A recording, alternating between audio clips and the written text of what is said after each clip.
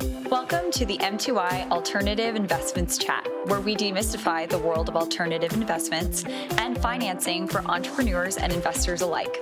With these discussions, we hope you're more empowered to unlock new opportunities in your business or portfolio. Hello, and welcome to this episode of M2I Alternative Investments Chat. I'm Erin, sitting here with Erica. Hello. And in today's episode, we're going to be diving into Regulation D, specifically the rules that fall under Regulation D 504, 505, and 506. So let's get started. Regulation D, or Reg D, as you might hear, is a Securities and Exchange Commission, the SEC. We talked about that on our last episode a little more. You'll hear that a lot in this space. It's a regulation governing private placement exemptions. Reg D lets companies doing specific types of private placements to raise capital without needing to register their securities with the SEC, which you typically need to do for other securities. The company or entrepreneur must file a Form D disclosure document with the SEC after the first securities are sold. So, Erica, could you tell us a little bit about the benefits of a Reg D offering? Yeah, so raising capital through Reg D investments involves less difficult requirements than a normal public offering typically would. So it allows companies to save time and sell securities that might not otherwise be able to be issued in some of the cases. So with Reg D, you're raising funds much easier. Mm-hmm. You can buy those, buyers of those securities still enjoy the same legal protection. So it's not like because you're not registering means that all of your, safety net falls out from underneath you. It's not the Wild Wild West. No, not the Wild West. You still have legal protections, just like other investments. Mm-hmm. And then Reg D allows smaller companies that can't afford a registered public offering to still access capital, because that's the hardest thing. You need money to do something. You can't just take your company public right out the bat. You're still not going to sell securities that way because they don't know who you are. You don't have any financial, you can't show that it's going to be good, so people aren't going to do that. But you still need to raise those funds to make your investment grow. So the provisions in Reg D also serve as a safeguard for investors in private offerings, allowing them to verify that a company meets the exemption requirements and is not engaging in fraudulent activity. So we talk about research and due diligence. That's still part of it, because we want to make sure that nobody is being fraudulently sold stuff. Yeah, schemed. And then the last thing is it's not necessary to keep Regulation D a secret. Mm-hmm. It's out there everywhere. You can look it online. And then there are directives within this regulation depending on which rules are applied, but many allow offerings to be openly solicited. Mm-hmm. But that's not always the case. Right. So with that, let's kind of dive into each of the different regulations that you mentioned at the top. Mm-hmm. The rules. There's rules to everything. So let's talk about 504. Yeah, so warning, this could be a little heady, so there's a lot of information here, but we're going to start off with Rule 504, and primarily this is aimed at facilitating capital formation for small businesses and startups by exempting them from rigorous and costly registration processes required by the SEC for public offerings, which you kind of touched on earlier. This allows that capital raise without all of the hoops to jump through. Yeah. And this allows companies to offer and sell up to $10 million of securities within a 12-month period. So it's not like it's raising a little bit of money. You can still definitely raise some capital for your company with these nice rules. Definitely. So if we're looking at some of the key features of the Rule 504, so it helps streamline the process.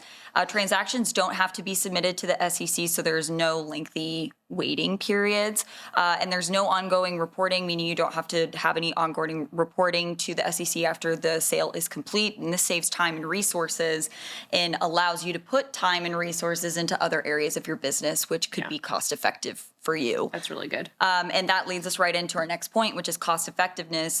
Lack of registration requirements leads to overall lower cost of the offering. Duh. If you don't have to utilize time and money, which, time costs money, to have those things registered, then you can put those things in other places / just save the money altogether. That's great. And you can avoid the extensive disclosure and reporting requirements that can be associated with registered offerings. And you don't need as many attorneys to go over the transaction. You don't need as many people to be working on this. You still need attorneys. Hello, you still need attorneys. This is not legal advice. Get your lawyer involved. Get involved. But, it can help you kind of reduce the cost in some other areas. And also a great benefit is that you're able to sell to both types of investors. We've talked about accredited investors and Right. non-accredited investors. This rule allows you to sell to both. And there are no limits on the number of investors that you can bring into a single offering. And that could be a huge benefit as well. Those benefits sound really, really amazing. And I'm going to now go into the bad side. The drawbacks. The drawbacks. With everything good, there's something bad. So some of the drawbacks of 504 are restrictions on security. So investors can't sell to whoever they want, meaning there are a few options available when they go to sell the security. So like when you are buying something on the public market, you're like, hey, I don't really like this stock, I'm going to sell it. You have the right to do that, and you can just put it up and sell it to whomever. That's not the case with 504. And then not only can you not sell to just whoever, you have to wait 12 months after you purchase date unless the issuer wants to register that sell with the SEC. Again, you might as well just wait, because as long as it takes to get through the government paperwork, filing, waiting, Sure. money, yada, yada, it's probably gonna be those 12 months. But that is definitely a drawback, because if you don't disclose this information, registering it, like if you sell it before 12 months, then you're in breach of blue sky laws, which are related to information disclosure. So a quick definition of these blue sky laws: they're state level anti-fraud regulations that require issuers of securities to be registered and disclose details of those offerings within that state. So if you're gonna, here in Arizona, if you're gonna sell in Arizona has different blue laws, Sure. Blue sky laws than New York, Texas, wherever it may be. Right. And it's an increased complexity comes when in the form of having to follow these blue sky laws, because every single state is different.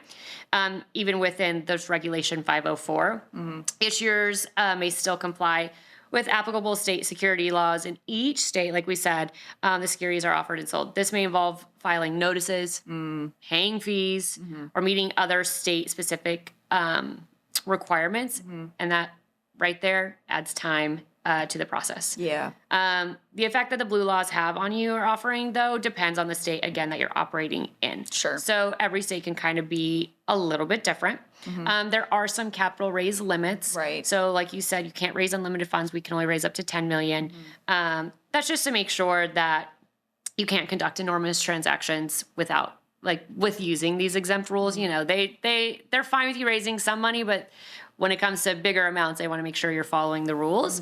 And then if an issuer exceeds this limit, it would no longer qualify for the exemption. And then you'd be subject to having to register your security with the SEC. Right, potentially. And then, have to wait, or you could change to a different regulation, which we will eventually talk about. But yeah, another drawback with this rule 504 is advertising. So generally speaking, you cannot advertise.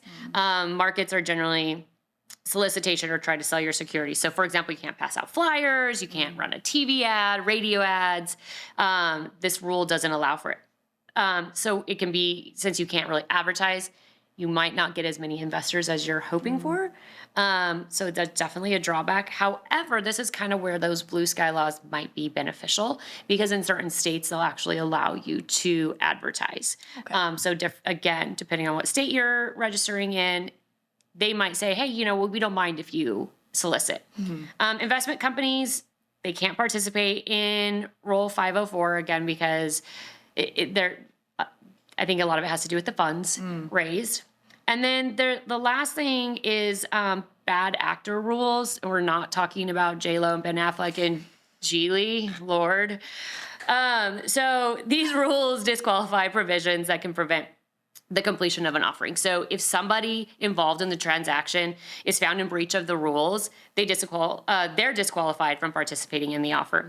And now if this person actually is a really important role, it can get your offering wiped out completely. Yeah. So you got to be very careful of who you're involving yourself with to ensure that you can keep your offering going and raising those monies. So that's one rule. Let's talk about 505. Yeah, okay. So 505, in 2016, the SEC actually phased out Rule 505, but it's still important for us to talk about since that's still pretty recent history that 505 has been phased out. And it was integrated into many of its provisions into Rule 504, which might be why Rule 504 is so long. Previously, it allowed a company to raise up to $5 million in a 12-month period, and they could sell to an unlimited number of accredited investors and up to 35 non-accredited investors. Investors can't resell these securities for 6 months, so opposed to that 12 months that you mentioned earlier, this was 6 months. Companies are prohibited from advertising, and companies must provide certified financial statements to investors. So that's what Rule 505 looked like before it was melded into 504, but still good to mention and also kind of know our history here. Yeah, because, I mean, it came from somewhere, so. Yeah, exactly. And then that leads us to Rule 506. The definition or the purpose of this is companies relying on Rule 506 exemptions can raise an unlimited amount of money, which is different than what you had mentioned with Rule 504. Right. So that could be a huge benefit for certain companies. There are two distinct options under Rule 506. So there's 506 parentheses B. Right. And the company cannot use general solicitation, so no advertising, or market the securities. And the company may sell its securities to an unlimited number of accredited investors and up to 35 sophisticated non-accredited investors. And what sophisticated means, it's kind of up to interpretation, but what is listed is this means they must have enough of a financial background or business background to evaluate the potential risks and rewards of the investment. And the company must be available to answer questions by prospective purchasers. I mean, that makes sense because, again, if they don't necessarily have to be accredited, but as long as they understand that if they lose this $10,000, they're going to be able to live. Yeah, exactly. And also understand the risks of the investment, which we suggest for any investor, right? You need to understand the risks. So there's a couple of benefits that are associated with 506B. The first one being not regulated by blue sky laws, which you mentioned earlier. They're typically exempt from state registration requirements, aka blue sky laws, although issuers must still comply with notice and filing fees. Okay. Which is normally that Form D after the first one, so. Right. Also, there's some flexibility in investor verification. While they have to take reasonable steps to ensure that non-accredited investors are sophisticated, the verification process is generally less rigorous compared to Rule 506C, where accredited investors must be verified using specific methods, which we'll kind of go into later on. Purchasers can actually self-verify their accreditation. Right, they're saying, hey, don't worry about me, I got you. Yeah, and it's up to the person who's running the offering to verify that, or to look into that, or that's on you, but that's a potential benefit because it can help alleviate some of that paperwork and time and money and all that. All right, do you want to jump into 506C and tell us a little bit about that? So 506 parentheses C, companies actually can broadly solicit in this one. And so they can do radio ads, flyers, emails, anything, and they can get their offering out for all eyes to see. Right. So it means that the investor pool is a lot larger. So you can hopefully get more people to invest. So the company takes responsible steps, though, however, to verify that investors are accredited, because they have to actually all be accredited in a 506C. Got it. So that does mean that they might have to review your W-2s, your tax returns, bank and brokerage statements, credit cards, and things of that nature. Sometimes this can be viewed as a disadvantage as verifying because it can take up time and money. Sure. There are third parties that apps and things of that nature that will help you verify, so the investor can go fill out a form and then they kind of do the hard work for you. But again, you're paying them a fee to get that information quickly. There are some great benefits to 506C. So similar to Rule 506B, offerings under 506C are typically exempt from state registration requirements, those blue sky laws. Although the issuer must, again, comply with the noticing and filings and fees and all that good jazz. There's fees in everything that you do. So being able to publicly market their offering, though, increases that investor base. So hopefully that means even with those small amounts of fees, your investor pool is going to be so much bigger, and hopefully you'll get a lot more money to raise capital. Yeah, very cool. So that kind of brings us to the end of the topics we were going to cover today. Just as a reminder, some of the key takeaways that we have from today's episode. Regulation D is a provision that exempts some companies from the registration requirements associated with a public offering, and it gives smaller companies access to investment capital by letting them offer specific types of private placements. There are the rules within Regulation D that allow different types of company to raise money up to certain amounts, which we just covered. Yep. And they also lay out limitations for investments by non-accredited investors. A company selling securities under Regulation D must still comply with all applicable state securities laws. So that's a good thing to remember. I hope that if you walked away with something today, maybe you walked away with some info about the rules and also blue sky laws, which is a new topic that we touched on today. Yep. So again, you always want to remind our wonderful viewers, please seek professional advice for compliance and investment decisions. We do our best to try to cover all the topics, but sometimes... Yeah. Well, we're not lawyers. Yeah. Yeah. I mean, I could play one on TV if I wanted, but... Legally Blonde? Yes. Yeah. I object. But again, thank you guys for turning in to episode of M2I Alternative Investment Chats. We hope you have a clearer view now of understanding Regulation D in all of its rules, 504, 505, and 506. Stay tuned for our next episode where we cover Regulation CF and A+. We'll catch you next time. Thanks for joining us. Stay tuned for more insights in our next episode. And don't forget to subscribe to continue the journey with M2I. See you next time. The content provided in this podcast is for informational purposes only and should not be construed as professional, financial, or investment advice. This podcast should not be construed as an offer to sell or a solicitation of any offer to buy any securities. We strongly recommend that you seek advice from a qualified professional before making any financial decisions.